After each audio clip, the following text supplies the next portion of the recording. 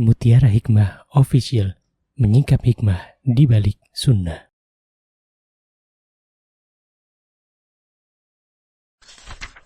Salurkan donasi terbaik Anda untuk mendukung dakwah Mutiara Hikmah Official. Mari kita ikut serta dalam pembebasan tanah wakaf untuk pembangunan Masjid Mutiara Hikmah. Estimasi kebutuhan dana sebesar Rp1.125.000.000.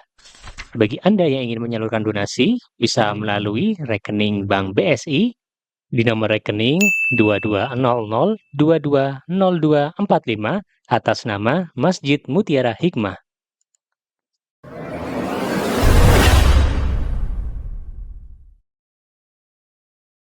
Akhwati fillah rahimani wa rahimakunallah. Hari ini insyaallah kita akan belajar bersama-sama memantaskan diri menjadi hamba Allah yang baik.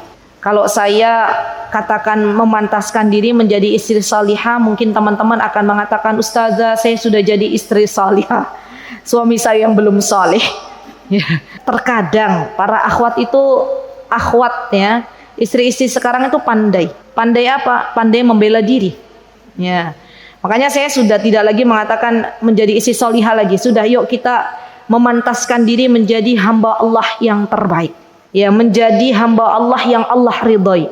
Kenapa teman-teman? Apa yang menyebabkan kita itu selama ini nyesek hati kita? Karena kita terlalu berharap kepada manusia. Karena kita terlalu berharap pujian dari suami kita.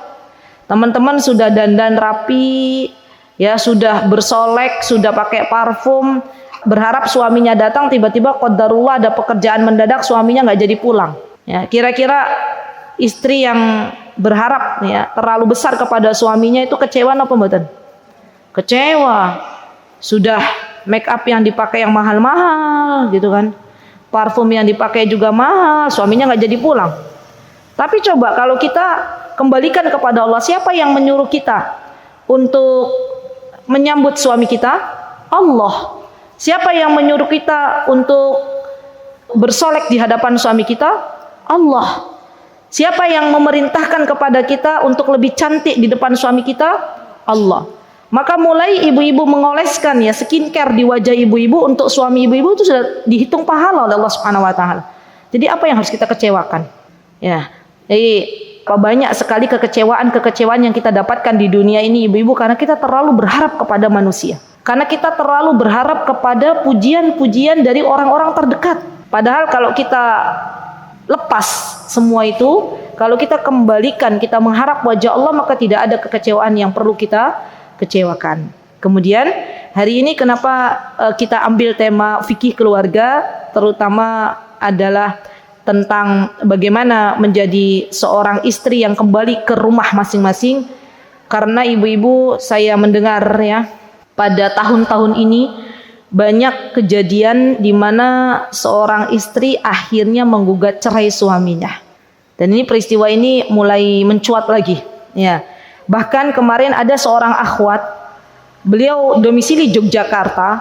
Beliau berkata kepada saya, "Ustazah, pernah dengar enggak? Ada seorang akhwat yang suaminya itu kerjaannya, profesinya apa tuh kalau ada yang perceraian gitu? Pengacara ya, pengacara. Suaminya pengacara dan akhwat ini sudah ngaji, sudah berhijrah. Kemudian akhwat ini ngompor-ngomporin teman-temannya yang mungkin curhat gitu ya tentang suaminya. Katanya kalau misalnya mau menggugat cerai suaminya nggak apa-apa lewat suami saya. Ada loh. Dan itu ada di Yogyakarta. Ya, betul. Jadi ya Allah, ini kalau bukan ya kita yang benar-benar minta kepada Allah, kalau bukan kita yang benar-benar menjadi seorang wanita yang baik di hadapan Allah, maka akan terjadi banyak sekali kekacauan di dunia ini. Terutama kalau wanita sudah berani meminta cerai, menggugat cerai tanpa alasan syar'i. Ya. Di dalam Islam itu, saudariku, bahwa setiap rumah tangga pasti punya masalah. Dan Islam sudah memberikan solusinya. Apa yang diberikan di dalam Islam solusinya? Apakah solusi pertama adalah perceraian? Ternyata tidak. Solusi pertama yang diberikan oleh Islam adalah pertama di antaranya kalau ada sebuah problem, maka semua pihak baik itu suami maupun istri kembali mengevaluasi dirinya masing-masing. Apakah saya sudah menjadi istri yang baik? Suaminya juga begitu. Apakah saya sudah menjadi suami yang baik? Ya, ingatkan kembali tentang hak dan kewajiban dari setiap pasangan. Coba kalau seorang istri ingat lagi apa kewajibannya sebagai seorang istri, dan seorang suami mengingat kembali apa kewajibannya menjadi seorang suami, kemudian mereka merujuk, kemudian mereka bersatu kembali meminta maaf atas kelalaian yang mereka lakukan selama ini, maka nggak jadi yang namanya perceraian. Gimana ibu-ibu? Iya. Kenapa terjadi perceraian? Karena di antara suami istri menuntut apa? Menuntut haknya masing-masing. Bukan lagi kewajiban yang dikedepankan, tapi mereka berusaha menuntut haknya. Istrinya bilang, "Mas, hakku tuh sebagai istri A, B, C, D, E, F," gitu ya. Suaminya bilang, "Dek, hak saya sebagai seorang suami A, B, C, D, E, F." Nah, semua tidak ada yang ngalah. Semua pengen nuntut haknya masing-masing. Maka hari ini yuk bismillah kita belajar kembali mengevaluasi diri kita masing-masing, apakah kita sudah memenuhi hak suami kita dan menjalankan kewajiban kita sebagai seorang istri yang kelak akan dimintai pertanggungjawaban di hadapan Allah, atau selama ini kita tidak pernah memikirkannya.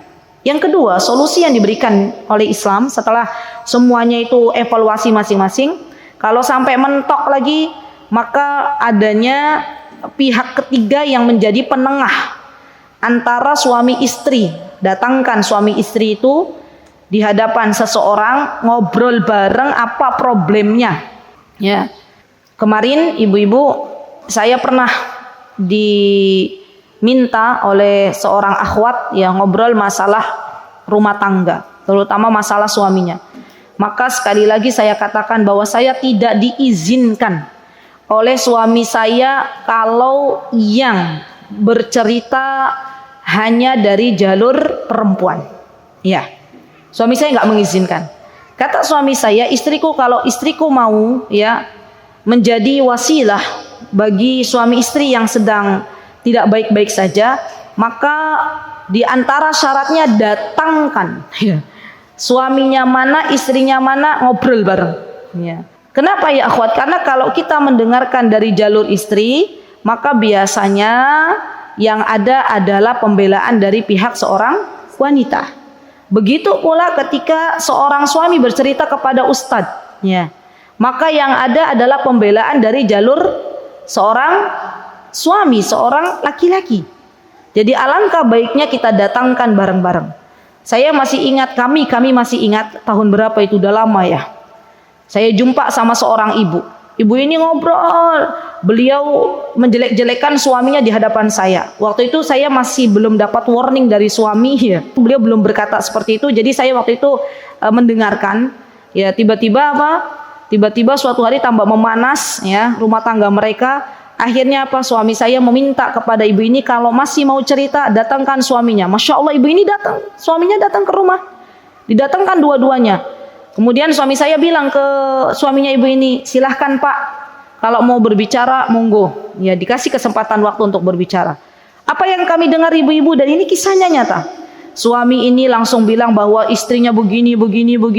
Kalau di rumah suaranya keras, lebih keras dari suara saya. Kalau di rumah itu dia seakan-akan begini. Dia seakan-akan mengatur semuanya. Saya tidak ada lagi tempat di sana untuk memimpin. Terus curhatan seorang bapak ya, seorang suami ya. Begini terus ya. Istrinya sudah mulai membela nih. Stop Bu, tar. Ya, ini suaminya dulu bicara sebentar. Nanti ada waktu buat ibu berbicara. Kita jadi bingung, ini yang benar mana gitu kan. Istrinya cerita menjelek-jelekan suaminya cerita menjelek-jelekan istrinya. Ya. Dan endingnya akhirnya ditanyalah oleh suami saya, Pak, sebenarnya panjenengan tuh masih cinta boten ke istri? Ke istrinya jenengan ki masih tresno, masih cinta nggak? Yo cinta Ustadz, katanya ya. Saya tanya kepada istrinya, Bu, sebenarnya ibu tuh masih cinta nggak sih ke suami? Yo masih Ustazah. Lah, mereka masih sama-sama cinta, ribut gitu loh. Sudah, sekarang maunya gimana gitu ya. Alhamdulillah wa syukrulillah. Semua atas pertolongan Allah. Sampai hari ini tuh suami istri masih bersatu. Masya Allah. Ya, jadi sekali lagi ibu-ibu, kalau ibu-ibu ya ada misalnya seorang akhwat curhat ya, boleh didengarkan tapi jangan terlalu lama. Karena nanti kalau ibu-ibu senantiasa mendengarkan curhatan-curhatan seorang akhwat, kemudian nanti dibawa ke rumah, pasti saya yakin 100% ibu-ibu akan cerita kepada suaminya. Ya, tadi tuh ketemu sama temannya begini, ya nggak ibu-ibu? Ya. Dan ini bagi para laki-laki terkadang juga tidak nyaman ya ketika istrinya ke rumah membawa masalah temannya ya. Jadi sekali lagi bahwa kalau ada problem masalah rumah tangga, datangkan keduanya. Ini solusi yang kedua. Solusi yang ketiga, bawa keluarganya, datangkan keluarganya, baik itu dari pihak istri maupun dari pihak suami, datangkan. Musyawarah ya. Sebenarnya apa yang terjadi pada rumah tangga kalian itu? Datangkan. Ya, bahkan di dalam Islam, kalau sampai ada seorang istri yang nusuz itu dia membantah suaminya, nggak mau melayani suaminya, nggak mau taat kepada suaminya, itu namanya nusuz. Maka pisahkan dia. Ini sebagai pelajaran untuk para istri agar ia kembali menjadi istri-istri yang salihah. Allah itu zat yang maha tahu. Ketika Allah Subhanahu wa taala memerintahkan kepada para suami untuk memisahkan sebentar para istri yang nusuz ya, sebelum mereka memukulnya, maka ini merupakan solusi yang Allah berikan. Jadi dipisahkan, biarkan wanita ini berpikir apakah ia akan kembali menjadi istri yang baik atau seperti apa. Baru terakhir nih ibu-ibu, kalau sudah ini nggak bisa, sudah nggak bisa disatukan, baru terakhir itu perceraian. Itu terakhir. Dan apakah perceraian dibolehkan di dalam Islam? Dibolehkan, tapi dibenci oleh Allah Subhanahu wa taala. Karena dampak dari perceraian itu sendiri adalah anak-anak yang ada di sekitar pasangannya. Mereka yang akan jadi korban. Ya. Jadi dipikirkan kembali baik-baik ya ketika akan melakukan sebuah tindakan dari sebuah perceraian. Baik. Nah, ibu-ibu yang saya cintai karena Allah, pada pagi hari ini izinkan saya menyampaikan ya tentang fitrah seorang wanita yang diperintahkan oleh Allah Subhanahu wa taala. Dan mohon maaf sebelumnya, mungkin kalau ada ibu-ibu yang diuji oleh Allah Subhanahu wa taala dalam kehidupan ya, ujiannya langsung suaminya ya, maka tolong disimpan dulu ceritanya ya. Kan kadang ada tuh, setiap kita tuh pasti diuji masing-masing bu ya, hidup itu pasti ada ujiannya. Jangan kira ibu-ibu lihat temennya, kayaknya kalau saya lihat teman saya kok hidupnya enak ustazah gitu ya, suaminya sholih, suaminya mau ngantar kemana-mana, anaknya baik. Belum tentu. Bisa jadi teman kita ini diuji dari orang tuanya, tapi dia nggak pernah cerita ya. Bisa jadi diuji dari karib kerabatnya, tapi nggak pernah cerita. Bisa jadi diuji dengan tetangganya yang zalim, tapi dia nggak pernah cerita. Jadi setiap kita itu diuji masing-masing dengan ujian. Ada yang diuji dengan suaminya yang belum sholih, ada yang diuji dengan anaknya yang belum sholih, ada yang diuji dengan ibu kandungnya sendiri, ada yang diuji dengan ayah kandungnya sendiri, ada yang diuji dengan mertuanya, ada yang diuji dengan ipar-iparnya, ada yang diuji dengan tetangganya, ada yang diuji dengan karib kerabatnya. Semuanya punya ujiannya masing-masing. Dan yakinlah setiap ujian yang Allah berikan kepada kita, kalau kita bisa menjalaninya dengan sabar, maka itu akan mengangkat derajat kita di hadapan Allah Subhanahu wa taala. Baik, sekarang kita buka dulu Al-Quran. Silakan bagi yang teman-teman punya mushaf, dibuka surah Al-Ahzab ayat 33. Surat Al-Ahzab ayat 33 saya bacakan ya. A'udzu billahi minasy syaithanir rajim. Bismillahirrahmanirrahim. Wa qarna fi buyutikunna wa la tabarrajna tabarrujal jahiliyatil ula. Wa aqimnas salata wa atinaz zakata wa ati'na Allah wa rasulahu. Innama yuridullahu liyudhhiba ankumur rijsa ahlal bait liyudhhiba ankumur rijsa ahlal bait wa yutahhirakum tathhira. Lihat, ternyata sakinah itu awalnya dari rumah tangga yang sakinah berasal dari rumah. Kenapa? Allah memerintahkan bagi kita kaum wanita, waqarna fi buyutikun, kata Allah. Wahai kaum wanita, tinggallah engkau di rumah-rumah kalian. Siapa yang memerintahkan kita untuk banyak tinggal di rumah, ibu-ibu? Allah. Apakah semua wanita itu tipe wanita yang betah tinggal di rumah? Banyak yang geleng-geleng, enggaus gitu ya. Jenengan tipe yang bukan betah di rumah? Saya tanya ibu yang tadi geleng-geleng. Jenengan yang pakai masker. Ada nggak di sini yang nggak apa-apa, jujur aja, saya nggak betah ya Us kalau di rumah ada. Apa semuanya betah di rumah gitu? Ada nggak? Kira-kira kalau wanita nggak betah di rumah itu kenapa ibu-ibu? Bosan, sumpek gitu ya? Begitukah? Enggak, karena saya juga tipe yang betah di rumah memang. Ibu-ibu pernah dengar nggak ada orang yang nggak betah di rumah, wanita yang nggak betah di rumah tuh problemnya kenapa? Sumpek, bosan, terus apalagi? Cuman dua ini, sumpek, bosan. Hanya dua atau ada problem lain? Gak mau ketemu lama-lama sama mertuanya Us, karena masih tinggal di pondok mertua indah. Itu juga ada seorang akhwat yang masih tinggal di pondok mertua indah, itu akhirnya apa? Alasannya keluar tuh, Us, saya kalau di rumah ribut saja sama mertua. Itu ada. Ya. Apalagi misalnya pengen healing Us keluar gitu ya. Di rumah terus tuh kayaknya jadinya hidup semakin sumpek gitu ya. Nah, ketahuilah wahai saudariku bahwa ternyata sebaik-baik wanita kata Allah Subhanahu wa taala adalah yang dia tinggal di rumah. Maka kalau kita merasa bosan tinggal di rumah, buatlah ya kegiatan seramai mungkin. Buatlah kegiatan sebanyak-banyaknya. Dari rumah bisa kita buat kegiatan sebanyak-banyaknya. Misalnya ya, menyiapkan menu apa yang akan dibuat, apalagi kalau kita punya anak perempuan, masak bareng, bercocok tanam bareng, apalagi di rumah itu, menulis bareng, diskusi bareng, beberes bareng, itu kan semuanya bisa kita lakukan. Dan bahkan kadang yang saya rasakan itu ibu-ibu ya, di rumah itu waktunya kurang ya.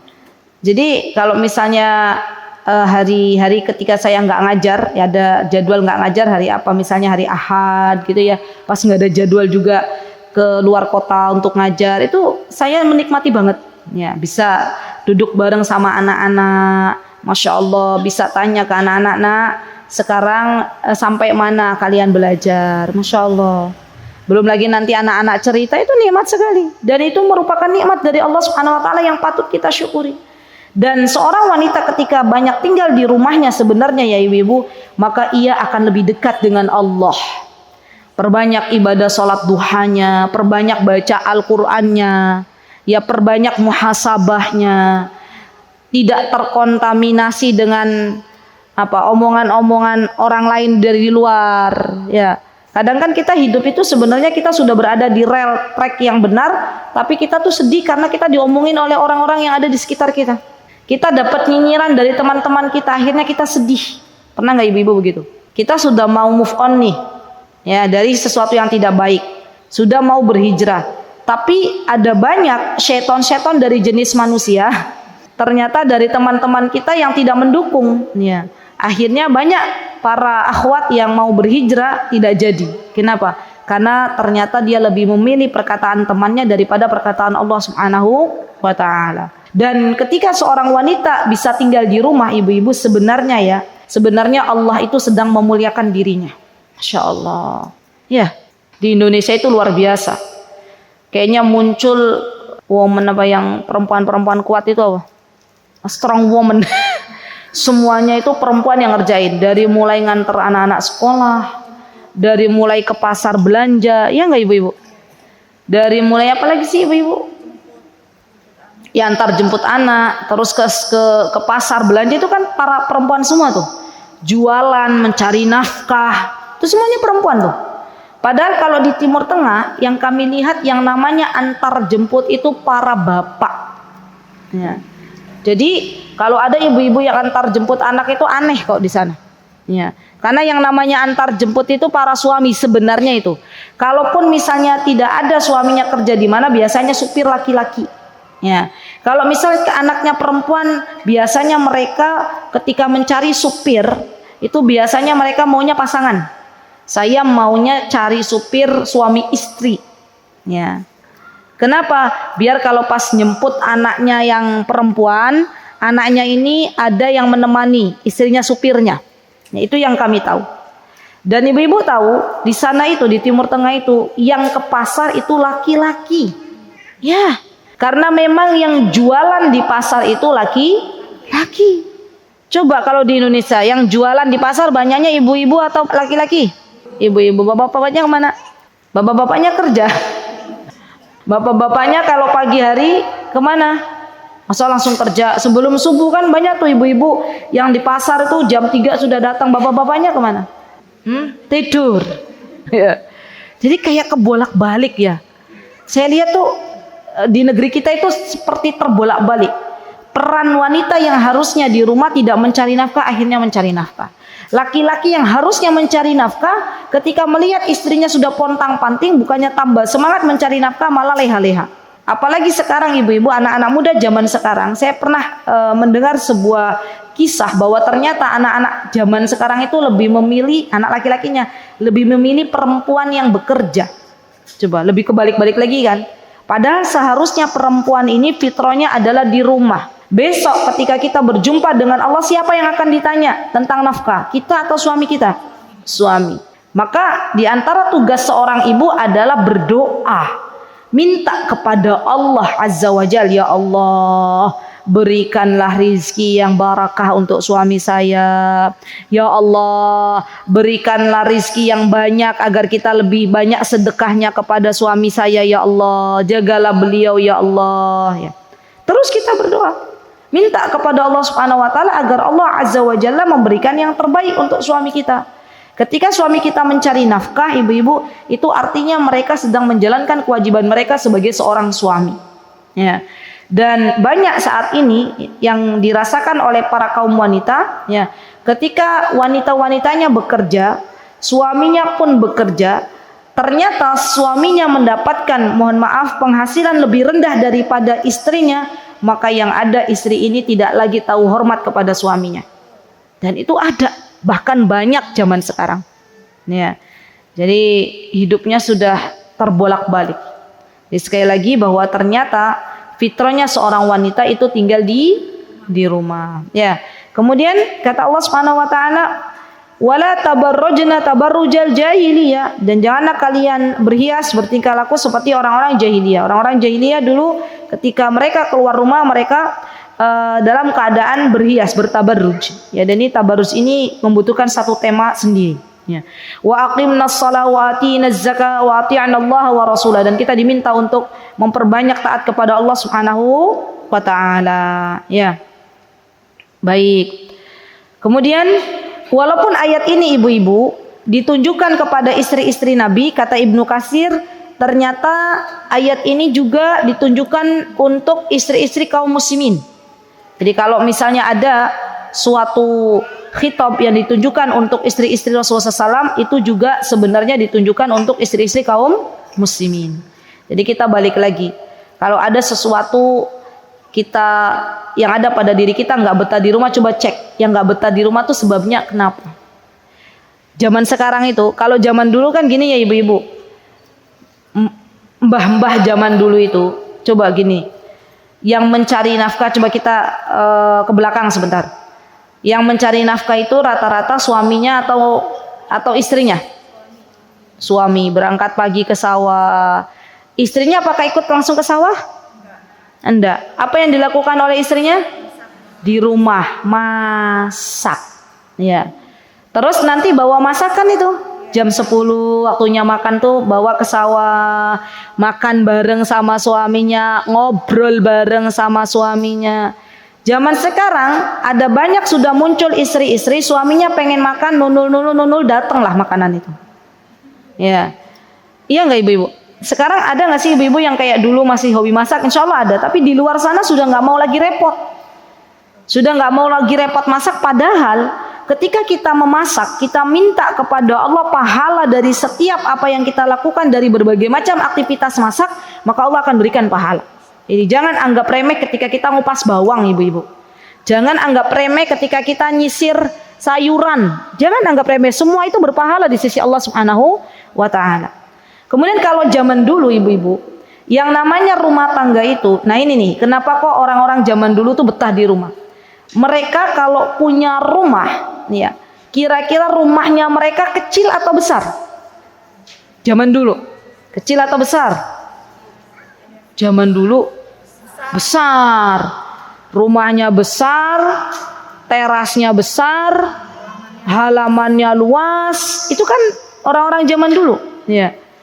Sehingga ketika rumahnya besar, halamannya luas, ya, yang ada banyak kegiatan yang bisa dilakukan, entah itu nanam pisang, nanam singkong, kan masya Allah nggak habis-habis tuh, terus aja di sekitar belakang rumah itu biasanya ada tanaman-tanaman palawija atau tanaman yang lainnya, dan itu masya Allah dinikmati bersama.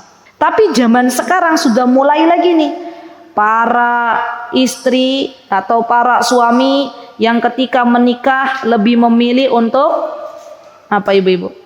Untuk ambil perumahan-perumahan, apa, rumah-rumah yang mungkin perumahannya kecil, ya, atau bahkan mereka berani untuk terjun ke riba misalnya, ya.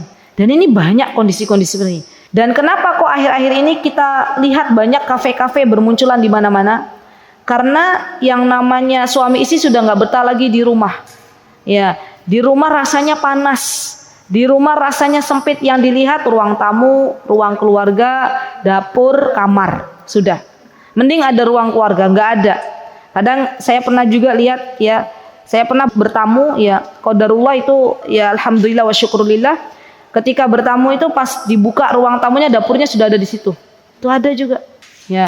Jadi yuk kembali lagi ke masa lampau. Ternyata di antara kata Rasulullah SAW, di antara nikmat yang Allah berikan kepada seorang hamba adalah ketika Allah berikan rumah yang besar, rumah yang luas. Nah itu kata Rasulullah SAW, di antara rizki dari Allah yang itu adalah nikmat dari Allah ketika Allah Azza wa Jalla memberikan seorang hamba rumah yang luas, kendaraan yang enak, istri yang salihah. Masya Allah, komplit itu, ya.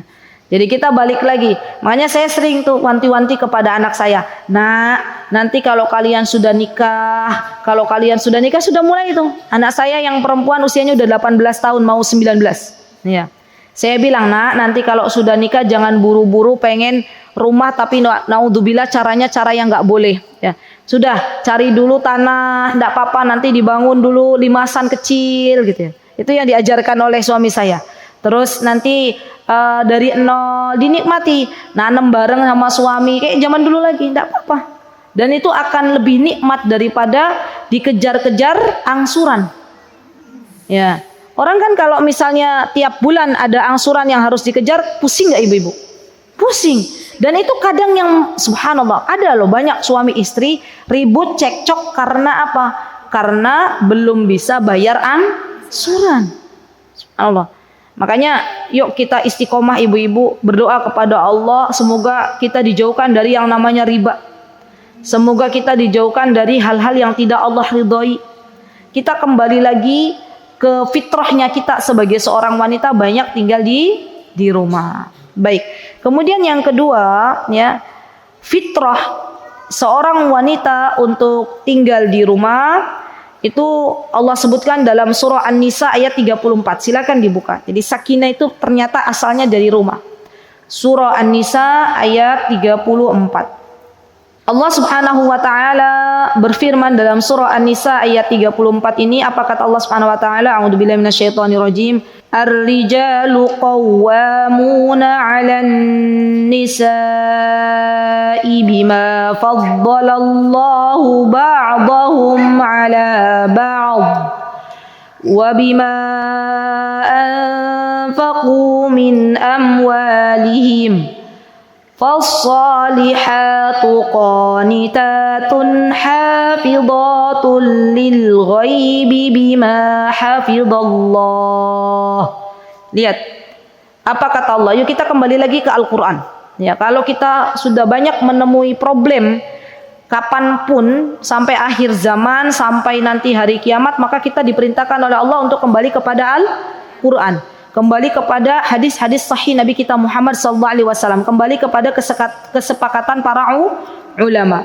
Apa kata Allah? Ar-rijalu qawwamuna 'alan nisa. Ini Allah loh yang berfirman bahwa laki-laki itu adalah pemimpin bagi kaum wanita. Harusnya di Indonesia itu sudah nggak ada lagi yang namanya laki-laki takut istri. Tapi masalahnya di negeri kita itu malah dijadikan sebuah komunitas. Komunitas apa Bu namanya? Suami-suami takut istri? Susis. Itu ada ya memang ya? Susis katanya.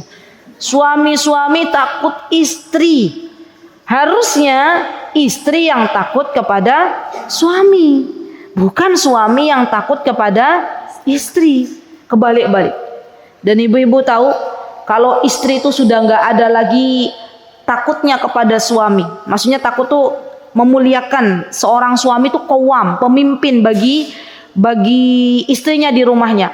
Maka Allah biasanya Allah uji wanita ini, istri ini dengan sebuah penyakit. Jadi saya pernah tuh jumpa dengan seorang ibu diuji oleh Allah dengan penyakit yang cukup parah, cukup berat. Kemudian walillahilham, dari sakitnya beliau tuh Allah kasih petunjuk. Ya Allah tuh zat yang maha baik ya.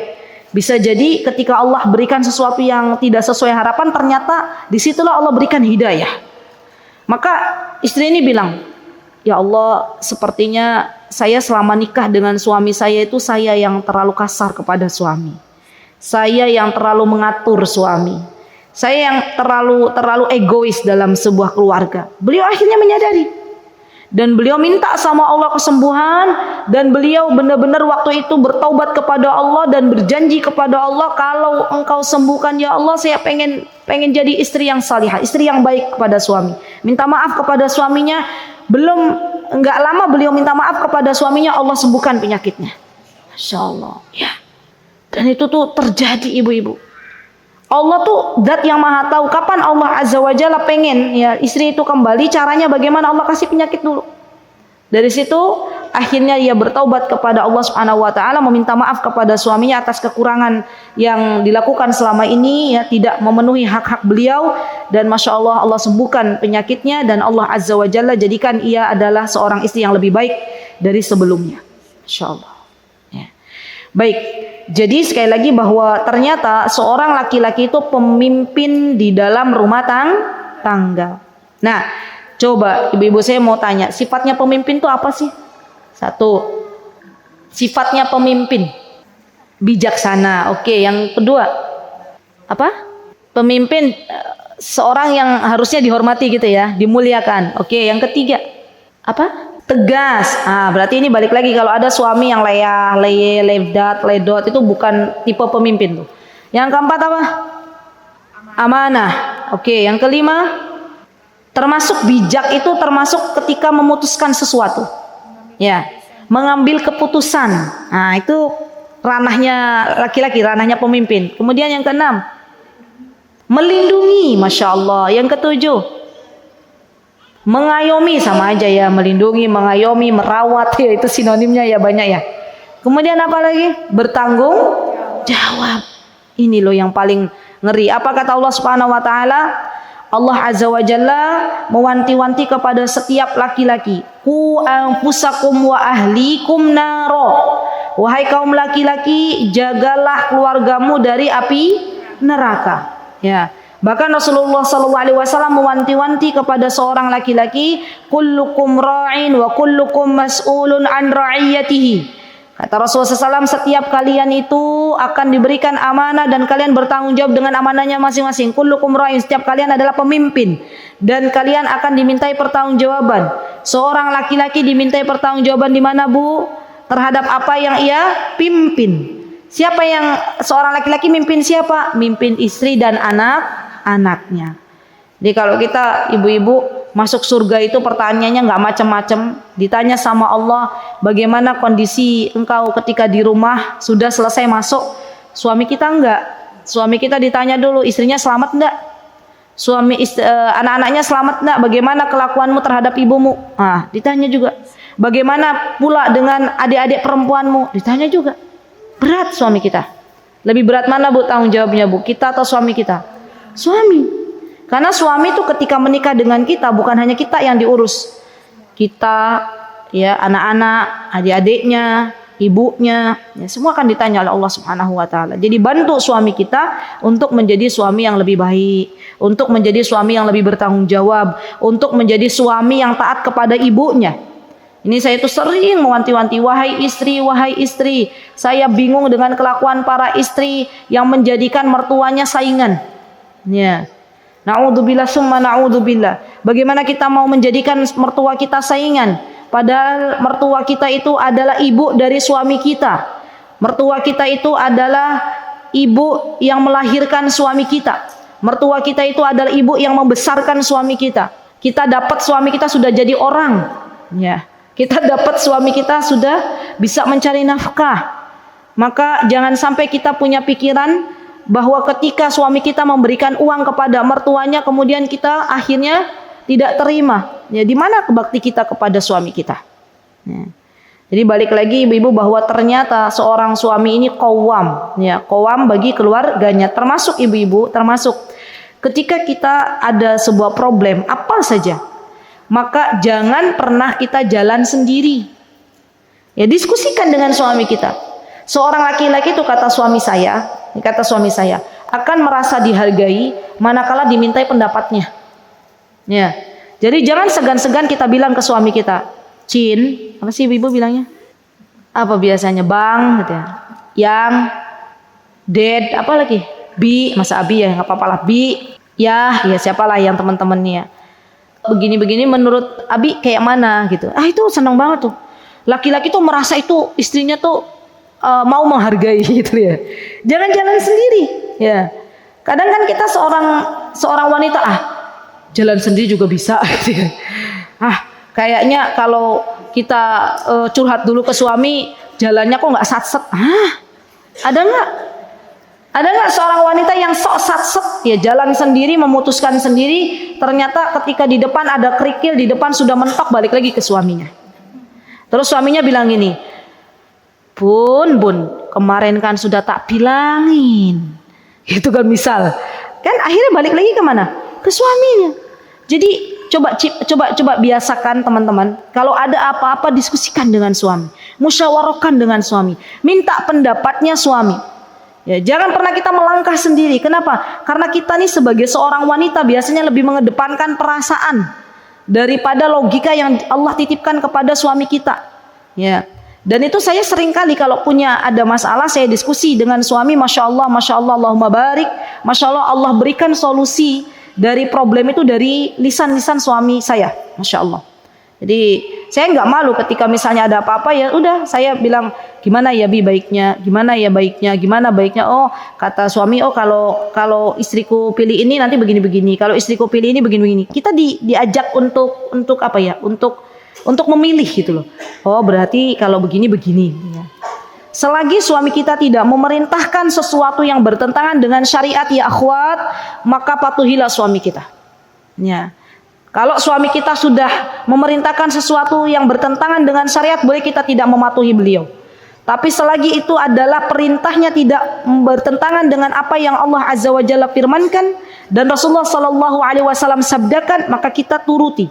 Walaupun mungkin secara logika perempuan itu kok berbeda dengan harapan kita. Turuti dulu. Nanti pasti kita tahu hikmahnya di belakang. Alhamdulillah kemarin nurut sama suami. Gitu ya. Jadi ada ceritanya ya ibu-ibu. Seorang akhwat yang dulu itu rada susah taat ke suaminya. Ya. Kata beliau, sejak saya taat kepada suami Ustazah, saya itu bersyukur banget. Cerita kepada saya, kenapa? Karena ternyata di balik saya nurut ke suami itu banyak sekali hikmah yang saya dapatkan dari peristiwa-peristiwa yang ada. Masya Allah.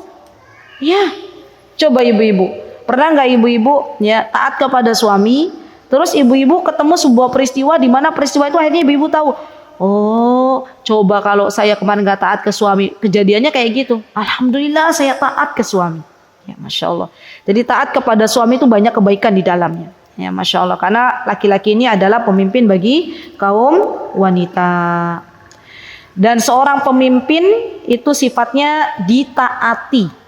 Ya, siapa yang mentaati? Istri dan anak-anaknya. Dan ketika kita menjadi istri yang taat kepada suami ibu-ibu, secara tidak langsung kita sedang mengajarkan kepada putra-putri kita, terutama kepada putri kita untuk taat kepada suaminya kelak. Masya Allah. Dan ini menjadi amal jariah bagi seorang ibu. Ya, wallahi, takutlah kepada Allah.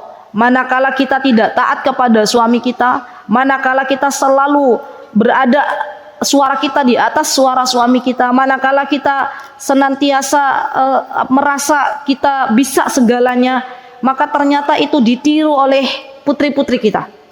Dan ketika putri kita menikah dengan salah satu ya hamba Allah, salah satu pasangannya, maka ternyata di kemudian hari kita lihat putri kita adalah orang yang dia bersuara keras di depan suaminya. Dia orang yang tidak bisa taat kepada suaminya, dan kita akan menyesal di hari itu. Ya Allah, ini kan perlakuan saya kepada suami saya. Kenapa kok Allah lihatkan ini kepada putri saya? Itu terjadi ibu-ibu. Kenapa? Karena secara tidak langsung seorang anak itu melihat tingkah laku ibunya. Sampai saya tuh pernah begini.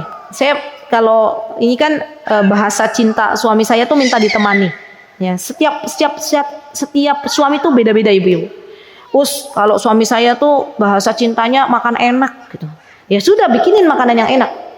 Kalau suami saya tuh bahasa cintanya dikasih hadiah, yuk kasih hadiah yang banyak. Ya. Suami saya tuh bahasa cintanya ditemani, yuk ditemani. Bahasa cintanya suami saya itu Ustazah makan bareng, yuk berusaha makan bareng. Dan di antara bahasa cinta suami saya tuh makan bareng. Jadi saya tuh kalau misalnya suami pas lagi ngisi kajian, jadi kayak orang zaman dulu itu loh, nunggu suami gitu ya. Saya chat dulu, sayangku mau makan di mana? Mau makan sama pegawai Mutiara Hikmah, karyawan Mutiara Hikmah, atau mau makan di rumah? Makan di rumah ada apa makanannya? Ini saya sebutkan. Oke, makan di rumah, tunggu ya. Ya sudah, saya tunggu. Akhirnya Masya Allah terucaplah dari lisan putri saya waktu itu bilang gini. Saya nggak pernah menasihati, nah nanti kalau kamu jadi istri tunggu ya. Kalau suamimu nanti makan jangan makan duluan. Nggak pernah. Tiba-tiba putri saya bilang gini, oh nanti berarti ya Mia kalau jadi istri tuh harus nungguin makan sampai suaminya datang ya Mia gitu. Nah saya nggak pernah bilang harus nungguin nggak. Saya bilang, yo tergantung suamimu nanti nak gitu ya. Yang jelas Abi tuh seneng kalau ditemani makan. Ya sudah, memang begitu jalannya. Gimana ya Ustazah kalau kita sudah lapar nungguin suami nggak datang, yang ngemil dulu lah, ngemil buah ngemil apa, yang penting nanti kalau suami datang makan bareng. Nah sudah, kan ada tuh istri yang nggak tahan makan, nggak tahan lapar gitu ya. Sudah ngemil dulu, ya kan orang Indonesia tuh disebut makan kalau sudah makan berat gitu kan. Tapi kalau ngemil kan belum disebut makan. Begitu ya. Jadi Masya Allah ya, ternyata apa yang kita lakukan kepada suami kita itu dilihat, dicermati oleh anak-anak kita. Masya Allah. Baik, kemudian di sini kenapa kaum laki-laki itu ternyata lebih mulia di hadapan Allah? Ya, bima faddalallahu ba'dahum 'ala ba'd wa bima anfaqu min amwalihim. Ternyata seorang laki-laki itu lebih mulia di hadapan Allah karena infak mereka yang diberikan kepada keluarganya. Karena nafkah yang mereka berikan kepada keluarganya. Masya Allah. Jadi seorang laki-laki itu kalau tahu ya bahwa begitu besar arti sebuah nafkah yang diberikan kepada keluarganya di hadapan Allah, maka rajin tuh nyari nafkah. Ya, nggak ada lagi yang namanya suami malas kerja. Nggak ada lagi yang namanya suami mengandelin seorang istri, nggak ada. Dia rajin nyari, walaupun mungkin dapatnya nggak sesuai dengan harapan. Yang penting kan rajin, mau berusaha. Ya, ibu-ibu, saya ada sedikit kisah dan ini kisah nyata.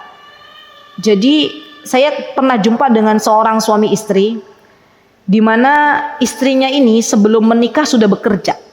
Ini kisah nyata. Dan suaminya juga dulu bekerja, tapi bekerjanya beda. Kalau yang istrinya ini, mohon maaf, beliau bekerja menjadi abdi negara. Ya, tahu abdi negara? Ya. Suaminya kerjanya wira swasta. Setelah menikah, ya, qadarullah, suaminya diuji oleh Allah. Ya, diuji oleh Allah, apa yang beliau usahakan kolaps, bangkrut. Ya. Dan ketika itu istrinya tetap masih jadi abdi negara. Ya.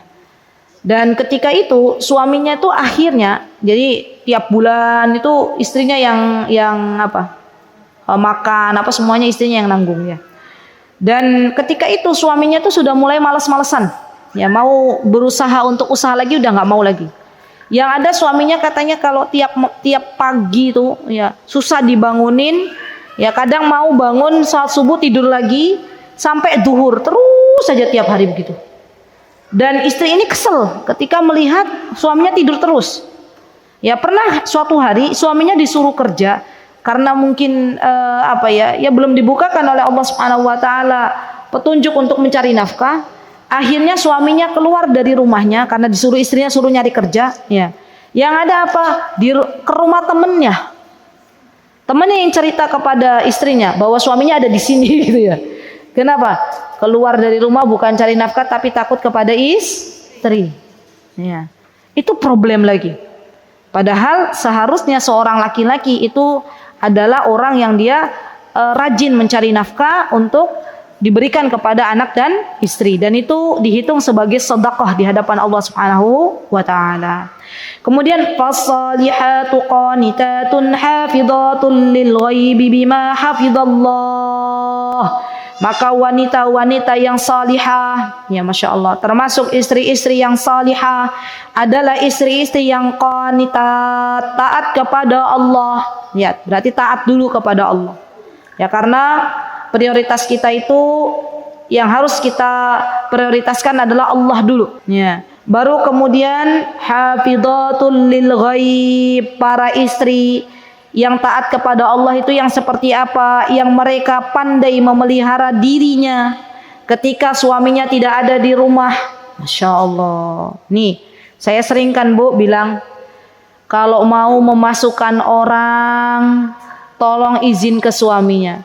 Jangan gampang-gampangan atau jangan bermudah-mudahan memasukkan laki-laki yang bukan mahram ke dalam rumah. Hati-hati, hati-hati. Kalau suaminya model jenis cemburu, kan ada tuh. Ibu-ibu pernah dengar nggak suami yang cemburunya Masya Allah, kan tanda sayang. Tapi cemburunya pakai kebangetan gitu loh. Itu lihat ada orang lain ngambil jimpitan atau memberikan undangan tapi masuk ke dalam rumah misalnya, ya, suaminya nggak terima, itu jadi problem. Ya, kenapa kok ada laki-laki asing di rumahku? Tuh kalau model tipe jenis suami yang sangat pencemburu. Jadi kalau ibu-ibu dikasih suami yang jenis sangat pencemburu, bersyukur dulu sama Allah. Alhamdulillah, berarti suami saya bukan dayus. Dayus itu apa Bu? Dayus itu adalah seorang laki-laki yang tidak pernah cemburu ketika melihat istrinya bergaul dengan laki-laki yang bukan mahram. Itu dayus. Dan dayus ini tidak akan diajak bicara oleh Allah Subhanahu wa taala di hari kiamat. Na'udzubillah. Ada ibu-ibu yang suaminya sangat pencemburu, banyak. Bersyukurlah kepada Allah. Ya, alhamdulillah. Ya. Nah, perempuan-perempuan yang bisa menjaga dirinya, termasuk ibu-ibu di zaman sekarang, jangan bermudah-mudahan untuk chat dengan lawan jenis kalau tidak ada keperluan yang bukan mahram. Jangan bermudah-mudahan berteman dengan lawan jenis, baik itu melalui Facebook, Instagram, DM, macam-macam dengan laki-laki yang bukan mahram. Jadi, wah Masya Allah dia sih solihah banget di rumah gitu ya. Tapi ternyata di rumah itu berteman. Ya, ada juga tuh sekarang kayak gitu. Jadi wanita-wanita yang dia lupa bahwa Allah melihat, lupa bahwa jari jemarinya itu kelak bertanggung jawab di hadapan Allah Subhanahu wa taala. Dia berselancar di dunia maya. Ya. Aman dari dunia nyata, ya, musibah di dunia maya. Ya, berselancar cari laki-laki, ya, cari laki-laki yang bisa memuaskan dirinya, ya, curhat. Banyak ibu-ibu. Jadi saya tuh pernah juga dapat cerita gini, masya Allah ya, ini hikmahnya ya, sering dapat curhatan tuh jadi saya sampaikan kepada ibu-ibu. Jadi suami istri, menurut istrinya itu suaminya itu kalau diajak cerita nggak asik, ya, suaminya terlalu sibuk. Akhirnya si wanita ini cari teman laki-laki lewat sosial media, cerita, dan laki-laki yang di sana menyambut ceritanya, klik lah di mereka, klik. Suatu hari si laki-laki ini akhirnya ngajak nikah. Betul. Dan wanita ini karena sudah keasikan, merasa kok ada sambutan gitu ya, ada kan biasanya kalau perempuan kan kalau cerita curhat tuh pengen didengar nggak sih, Bu? Pengen kan? Nah, suaminya merasa suaminya nggak asik diajak ngobrol, nggak ada waktu bagi beliau untuk mau mendengarkan cerita beliau. Ya sudah. Akhirnya apa? Beliau gugat cerai. Ya. Kemana belahan jiwanya akhirnya beliau taruhkan? Kepada laki-laki yang selama ini beliau kenal di dunia maya. Dan itu terjadi, Ibu. Maka hati-hati. Coba lagi bermuraqabatullah. Coba lagi merasa diawasi oleh Allah. Ya. Allah itu zat yang maha melihat apa yang kita buka dari sosial media. Allah itu zat yang maha melihat ya apa yang kita tulis di sosial media. Jangan sampai kita dipandang baik oleh orang-orang di sekitar karena kita tidak pernah keluar dari rumah, tapi ternyata kita berselancar di dunia maya, berkenalan dengan laki-laki yang bukan mahram kita dan menjadikan mereka waliyadzubillah sebagai teman curhat. Ya. Na'udzubillah summa na'udzubillah, syaitan itu ada di mana-mana. Ya. Baik. Maka dari itu Allah mengatakan hafidhatul lil ghaibi bima hafidhallah, ya. Dan wanita-wanita yang pandai menjaga diri. Pandai menjaga diri ketika suaminya tidak ada, ya, dia tidak bermudah-mudahan dengan laki-laki yang bukan mahram, baik itu di dunia maya maupun di dunia nyata. Baik, kemudian tugas seorang, kenapa kok seorang istri itu sakinah itu berasal dari rumah? Karena di antara tugas seorang istri adalah mendidik anak-anaknya. Mendidik anak-anaknya. Dan kelak ketika kita berdiri di hadapan Allah, yang akan Allah tanya tentang pendidikan anak-anak, yang pertama kali Allah akan tanya adalah suami dan kita sebagai seorang ibu. Bukan guru anak-anak kita. Bukan guru anak-anak kita. Maka dari itu saya Masya Allah salut ya, Masya Allah. Saya kagum dengan seorang ibu yang Allah berikan amanah kepadanya dan mampu mendidik anak-anaknya dari dalam rumah. Masya Allah, Masya Allah.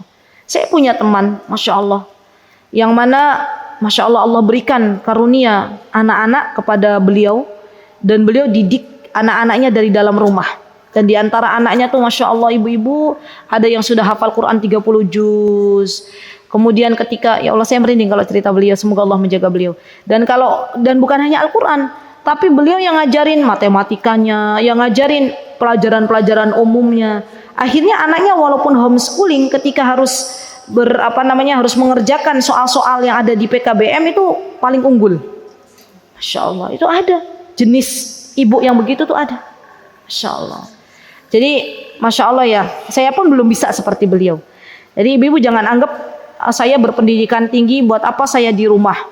Bisa jadi guru buat anak-anaknya. Daripada kita nyari guru les yang mendatangkan guru les ke rumah, ya sudah ibunya jadi pendidik. Ya. Masya Allah. Dan beliau juga, saya kenal dengan beliau juga bukan basicnya itu bukan dari agama, bukan. Basicnya dari umum. Ya Masya Allah. Dan di mana beliau cari guru agama untuk putra-putrinya? Ya dari online. Ya. Jadi sekarang kan sudah banyak tuh para syekh atau para syekhoh yang bisa diajak kerjasama untuk mengajarkan pendidikan Al-Quran dan agama. Ya. Masya Allah, Allahumma barik, semoga Allah menjaga beliau, Masya Allah, Masya Allah. Jadi saya pun ketika menghomeschooling anak-anak, ibu-ibu gak 100% homeschooling sebenarnya. Kadang dilepas, kadang dimasukkan. Kalau butuh sosial, mereka bersosial ya tak lepas, disekolahkan. Tapi gak selamanya juga sekolah, kadang ditarik, begitulah. Jadi saya belum murni homeschooling tuh belum murni, belum. Belum 100% anak-anak di rumah, belum. Ya. Dan itu yang kami bisa, yang kami mampu. Ya. Semoga nanti suatu hari kelak ibu-ibu kita ya sebagai seorang ibu yang bisa mendidik anak-anak kita, dan itu jariah bagi kita semuanya. Jariah ya ibu-ibu. Kita ngajarin sholat kepada anak-anak kita ngajarin wudhu, kita ngajarin surah Al-Fatihah. Selama mereka itu menggunakan apa yang sudah kita ajarkan, ya maka kita dapatkan pahalanya. Masya Allah, semoga Allah menjaga kita semuanya, menjadikan kita ibu-ibu yang salihah. Semoga Allah Subhanahu wa taala menjadikan atau memantaskan kita menjadi ibu-ibu yang baik untuk anak-anak kita. Karena pendidikan itu aslinya dari rumah. Ya, pendidikan itu aslinya dari mana ibu-ibu? Dari rumah. Apalagi sekarang kalau kita lihat sekolah-sekolah yang ada di luar itu, ya Masya Allah, itu berbeda dengan zaman dulu. Ya. Sekarang itu walaupun itu gedungnya sudah bagus, ya Masya Allah, mewah, tapi belum tentu orang-orang yang ada di dalamnya itu bisa diajak kerjasama. Ya. Belum tentu teman-teman anak kita itu ya tidak memberikan pengaruh dampak buruk kepada anak-anak kita. Jadi kalau sekolah zaman dulu tuh sebenarnya balik lagi ke ibu. Bisa langsung diajarkan kepada seorang yang ahli. Contoh misalnya Imam Syafi'i. Dulu nggak punya ayah, sudah ditinggal wafat oleh ayahnya dari kecil. Maka ibunya cari guru yang terbaik. Caranya bagaimana? Diserahkan kepada Imam Malik. Ya. Anas bin Malik, zaman dulu kala Ummu Sulaim. Ummu Sulaim terkenal dengan kecerdasannya. Ketika beliau belum mampu mendidik anaknya yang bernama Anas bin Malik, maka beliau titipkan kepada Rasulullah SAW. Dan Ummu Sulaim menjadikan gurunya Anas adalah Rasulullah SAW. Dan ini pendidikan zaman dahulu. Ya. Dan pendidikan yang terbaik menurut kami adalah pendidikan yang mana anak-anak itu benar-benar kita fokuskan di mana bakat mereka, di mana kelebihan yang Allah berikan, dan tuntaskan dalam belajar itu. Ya, itu yang terbaik. Wallahu ta'ala alam. Baik, kemudian ibu-ibu yang saya cintai karena Allah, setelah wanita ini ya punya peran besar untuk mendidik anak-anaknya, maka seorang wanita ketika ia berada di rumahnya, maka Masya Allah sebenarnya ia mulai bisa merubah masyarakat sekitarnya. Ya, kenapa? Karena sejatinya ketika kita mendidik anak-anak kita menjadi anak-anak yang benar, itu nanti anak-anak kita ketika sudah dewasa dia akan bergaul dengan masyarakat. Di antara contoh pendidikan begini ibu, tolong diingat-ingat. Seorang ibu bisa mengajarkan kepada anak-anaknya untuk berbuat baik kepada tetangganya. Ya. Caranya bagaimana? Caranya sering-sering kita bikin project. Project apa? Project untuk anak-anak kita berbagi dengan tetangga-tetangga. Dan gak usah kita ikut-ikutan, gak usah. Ya. Pertama kita kenalkan dulu, ajak serawung. Ya, anak kita serawung ke tetangga, kita kenalkan. Ini namanya Bu Fulana. Ya. Bu, niki putri-putri kulo, asmanipun ini. Sudah? Nak sudah tahu nak, ini rumahnya Bu Fulana? Oke. Nak sudah tahu ini rumahnya Pak Fulana? Oke. Setelah itu nanti kalau kita ada sesuatu yang ingin kita berikan kepada tetangga kita, kita biarkan anak kita untuk mengantarkannya. Walillahilham itu sudah saya coba. Ya. Kenapa? Secara tidak langsung mengajarkan anak kita serawung kepada tetangga. Ya. Walaupun mungkin awal-awal ketika memberikan sesuatu itu kita yang nganter gitu ya. Nih diajarin nih caranya mencet bel, tet gitu ya. Ketuk pintu, assalamualaikum. Kamu jangan berdiri depan pintu, minggir. Ya, minggir dulu. Ya. Nanti mereka juga belajar.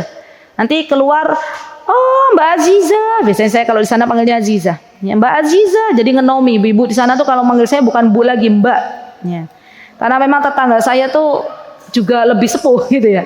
Sini Mbak, masuk. Saya bilang kalau disuruh masuk kepada anak-anak. Kalau nggak disuruh masuk, diem dulu di luar. Ya. Jangan langsung masuk. Kemudian nanti kita ya bahasa Jawa lah, tapi saya bahasa Jawanya nggak bisa halus banget ibu-ibu. Nun sewu ibu niki alhamdulillah wonten rezeki saking Gusti Allah, mohon diterima, udah, terus itu pulang gitu ya. Terus besoknya ayo antar ke tetangga, kata anak saya, tapi nggak bisa Mi kalau harus ngomong Jawa gitu ya. Nggak apa-apa, nggak harus bilang Jawa, bahasa Indonesia aja, ngerti gitu ya. Sudah antar tuh. Nanti Mi udah mencet bel, nggak ada yang keluar, balik lagi, dik. ya udah ke tetangga sebelahnya lagi, gitu ya. Itu nggak apa-apa. Dan itu secara tidak langsung seorang ibu ini sedang mendidik anaknya bermasyarakat. Dari proyek-proyek yang kecil ini, ibu-ibu, harapannya anak-anak kita besok bukan menjadi anak-anak yang egois. Ya. Zaman sekarang itu banyak anak-anak yang lupa dididik oleh ibunya untuk bermasyarakat, untuk bertetangga. Dan saya sering katakan kepada ibu-ibu semuanya, kalau kita mau bikin project itu dari hal-hal kecil lah, nggak harus yang besar-besar, dari hal-hal kecil. Ya. Kalau anak laki-laki berarti dituntun sama suaminya, suami kita sama ayahnya untuk sholat di masjid. Kenalkan dengan orang-orang yang ada di sekitar masjid. Nah, ini bapak ini temennya Abi, namanya Bapak Fulan. Pak, niki putra kulo, asmani pun ini, gitu ya. Terus suatu hari ketika suami saya pergi keluar kota, ya, saya ada putra usia 7 tahun tuh lagi mulai dikawal sholat. Maka saya minta, ini kami berusaha ya ibu-ibu, walaupun kami tuh lagi di luar kota, nggak lagi membersamai putra saya yang kecil, maka saya minta kepada putranya yang biasa, bude yang biasa di rumah itu, yang biasa masak gitu ya. Beliau punya putra di sini. Saya minta kepada putranya beliau untuk datang ke rumah ngajak putra saya ke masjid. Ya. Alhamdulillah mau. Ya. Suatu hari ketika kami pulang ke rumah, ya putra saya yang kecil itu cerita, Bi, kemarin dicari loh Bi. Sama siapa? Sama bapak itu, gitu ya. Nyebut tuh bapak. Katanya abimu kemana? Kok nggak kelihatan, gitu ya. Akhirnya jadi ngobrol. Ya. Ngobrol bapak-bapak ngobrol sama anak usia 7 tahun. Alhamdulillah nyambung Bu. Ya, katanya dicari gitu ya. Alhamdulillah, masya Allah. Jadi ya, ayo bareng-bareng ibu-ibu kita jadi ya seorang ibu yang baik bagi anak-anak kita, kembali ke rumah. Jadi kan apa? Kan kita kan punya cita-cita baiti jannati, rumahku surgaku. Kalau kita pengen rumahku surgaku, maka kembali ke rumah. Wanita-wanita kembali ke rumah. Jadikan rumah kita itu menjadi ladang pahala untuk kita bisa berbekal, ya. Karena masya Allah seorang wanita yang salihah, seorang wanita yang taat kepada Allah, seorang wanita yang berilmu, seorang wanita yang baik, maka ia akan dimudahkan oleh Allah Subhanahu Wa Taala untuk bisa memasuki surganya Allah dari pintu manapun yang ia kehendaki. Semoga kita termasuk di dalamnya. Baik, amin, Allahumma amin. Insya Allah ya akhwat, kita cukupkan. Dan semoga Allah lancarkan semuanya. Semoga Allah jadikan kita istri-istri yang salihah. Semoga Allah jadikan kita wanita-wanita yang salihah. Semoga Allah jadikan kita istri-istri yang tidak gampang menggugat cerai suami kita. Semoga Allah jadikan rasa cinta kita dengan cinta suami kita karena Allah. Perbanyak berdoa ibu-ibu. Kalaulah hari ini ibu-ibu merasa belum dicintai oleh suaminya, berdoa sama Allah. Ya Allah, saya minta kepadamu ada rasa saya untuk mencintai suami saya karena Engkau. Ya Allah, timbulkan rasa suami saya untuk mencintaiku karena Engkau. Ya Allah, gabungkanlah rasa cinta kami itu untuk meraih ridhamu. Masya Allah. Dan kalau ini terus kita berdoa sama Allah, maka Allah Azza wa Jalla akan satukan cintanya ibu dengan suami ibu karena Allah, ya. Dan inilah cinta yang akan sampai ke dalam surganya. Ya, semoga Allah Azza wa Jalla menjauhkan kita dari sesuatu yang tidak baik. Semoga Allah Subhanahu wa taala menjauhkan kita semuanya dari syubhat-syubhat yang menyambar-nyambar, dan semoga Allah senantiasa menjaga keluarga kaum muslimin. Amin, Allahumma amin. Itu yang bisa saya sampaikan ibu-ibu. Kurang lebihnya saya mohon maaf. Ambil yang baik, buang yang buruk. Kalau ada kebaikan datangnya dari Allah Subhanahu wa taala, kalau ada kesalahan datangnya dari saya pribadi, saya memohon maaf yang sebesar-besarnya. Aqulu qouli hadza wastaghfirullah li wa lakum. Wa akhiru da'wana alhamdulillahi rabbil alamin. Wassalamualaikum warahmatullahi wabarakatuh. Mutiara Hikmah Official, menyingkap hikmah di balik sunnah.